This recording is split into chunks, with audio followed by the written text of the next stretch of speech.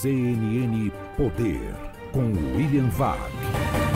William Vac sempre conosco, trazendo a visão dele sobre um tema, seja nacional ou internacional, do noticiário. E nessa semana, obviamente, as eleições americanas devem dominar as ações. A definição do novo líder americano vai ter fortes e diferentes impactos no Brasil. É o tema de William Vac.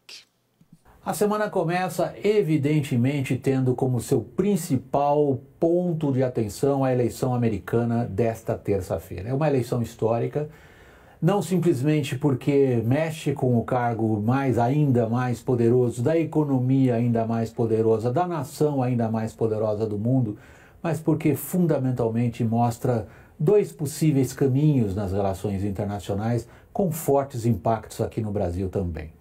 Quando a gente considera o isolacionismo, a forma como os Estados Unidos se retiraram de algumas das principais instituições e como que Trump colaborou para destruir em boa medida a chamada ordem liberal internacional que os americanos fundaram e lideraram desde o final da Segunda Guerra Mundial, a gente se pergunta se isto muda caso Trump perca a eleição no dia 3 de novembro, na terça-feira. Possivelmente não muito. Não pelas características do adversário dele, Joe Biden. É um candidato à presidência dos Estados Unidos com uma característica rara entre os candidatos à presidência dos Estados Unidos. Ele tem grande experiência e grande conhecimento em política externa.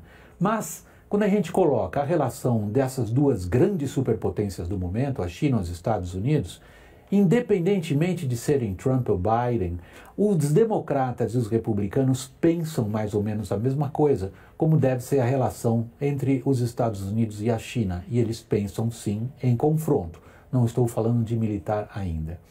O que pode fazer alguma diferença na derrota de Trump é uma tentativa de recuperar a liderança americana em alguns daqueles pontos que foram tão importantes nesses 70 anos depois da Segunda Guerra Mundial. Ocorre que o isolacionismo americano, a retirada americana de algumas das suas, digamos, atribuições de liderança, ou se vocês quiserem, de policiamento das relações internacionais ao longo dessas décadas, não é simplesmente a decisão de um homem isolado. Reflete uma postura de uma sociedade que perdeu boa parte da sua coesão interna, perdeu uma boa parte daquilo que lhe era tão característico, o espírito de comunidade, o espírito de uma nação. Essa eleição é importante, não só porque ela vai definir quem é o homem forte na Casa Branca, mas porque ela vai nos dar uma boa ideia realmente o que está acontecendo lá dentro desse país admirável, os Estados Unidos. Este William Vac conosco no CNN Poder.